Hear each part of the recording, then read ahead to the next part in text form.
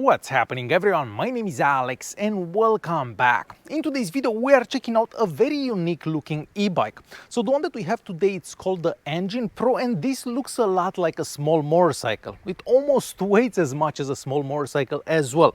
So this weighs about 30 kilos, so if you do have to take this up the stairs or if you're trying to put it in your car, it is a bit on the heavy side.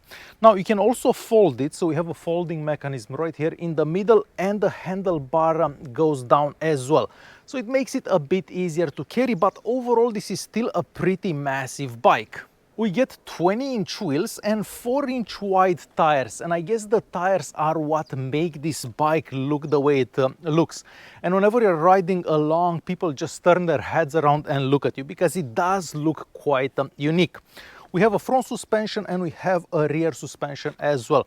The front suspension has about 2.5 inch of travel, so not the highest amount of travel there, and about an inch on the back. However, this helps when you're going over uneven surfaces, I'm gonna say.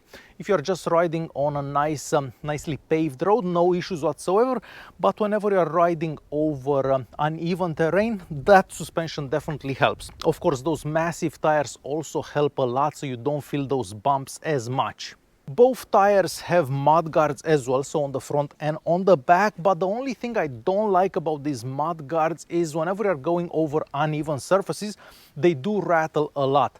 So I do plan on removing this and this in the near future. On the back here we also have a bike rack, and I plan on removing that one as well. I guess if you do like the way that bike rack looks, you could even put like a bag on it or something like that. But personally, I'm going to remove this and this in the very near future. The handlebar is adjustable in height, so you can make it higher, and the same goes for the seat. The seat is also nice and squishy, so even if you ride for a couple of hours, you don't get tired. I did see other bikes in the past and you do get tired when you sit on that seat, but this one is quite comfortable for longer periods of riding basically. On the back here we have a 750 watt motor, and that's powered by a 12.8 amp hour battery that's inside the frame here. The battery is also removable, so whenever you are charging it, you can charge it right through here, so there is a charging port here, or you can remove the battery from the bike and you can charge it that way. With the charger that comes in the box, it takes about 5 to 6 hours to fully charge this from 0 to 100. Now, on one charge, you can get between 25 to 70 kilometers of range, depending how you ride the bike, because you can ride it so the electric motor assists you when you're pedaling, or you can just ride it like full electric, so just on that rear motor.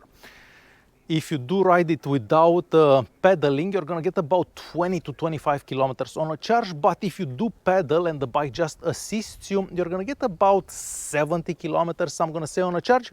And this is a quick example just so you can understand how the bike works when you're pedaling basically, and how it works when you're just using the electric motor basically. I'm also going to show you a small clip so you can see the top speed if you go full electric, so without pedaling. So let's check those out and I'll be right back. Okay, so there are a couple of ways of using this. You can use it to assist you while you're pedaling, and you can select the level of assistance. We have 5, 4, 3, 2, 1 and 0, 0, basically no assistance at all. I find that 2 or 3 is the best mode. So you can start pedaling. It takes a couple of seconds for the motor to kick in, and now it basically helps you pedal, or you can just ride it with the motor itself, so you don't have to pedal. For that I usually go to 4 or 5, and then you accelerate from here like this. So next, let me show you how fast this can go if you're not pedaling, so without any pedaling, just on the electric motor. Okay, so let me show you how this works on the electric mode only. I'm also going to show you the top speed that you can reach on a flat surface if you're just going electric, so if you're not pedaling. So I'm going to accelerate from here, and we'll keep going and see how fast this goes on electric only.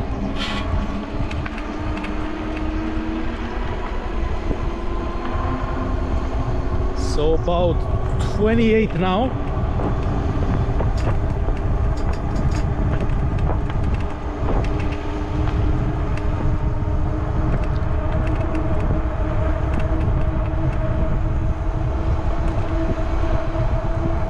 about 35 on electric only.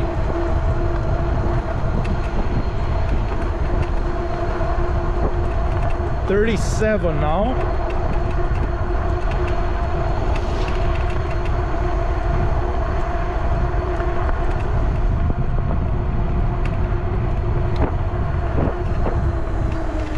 So about 37 is the top speed if you go electric only.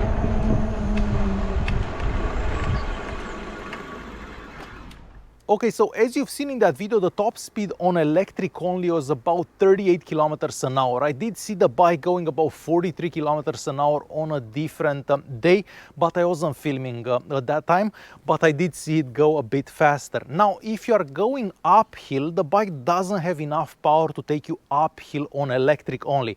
So you're gonna have to start pedaling. So there isn't that much power, so don't imagine you're gonna be riding hills like this on electric only. You still have to do a bit of work. For braking, we have disc brakes on the back and of course on the front. These are Logan brakes and those discs are 160 millimeters discs. The braking power is pretty good for a bike like this, I'm gonna say. This is a quick example so you can see how quick the bike brakes from about 27 kilometers an hour. I think I was doing about 27 kilometers an hour when I filmed that clip. So for braking, no problems whatsoever. I'm very happy with the braking power. The bike is using a Shimano shifter. This is a 8-speed setup, and I think it's decent enough so you can go fast when you need to go fast and slow enough if you're going over uneven terrain, I'm gonna say. So once again, I haven't had any issues when I was shifting up or shifting down the gears. Everything does seem to work quite good.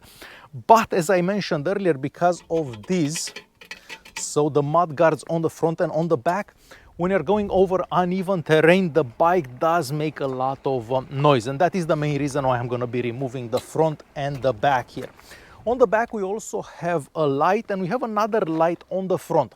I'm happy with the front light. It's powerful enough if you ride at night so you can see clearly ahead of you, but the rear light isn't that bright, so I wish to have had a better light on the back here.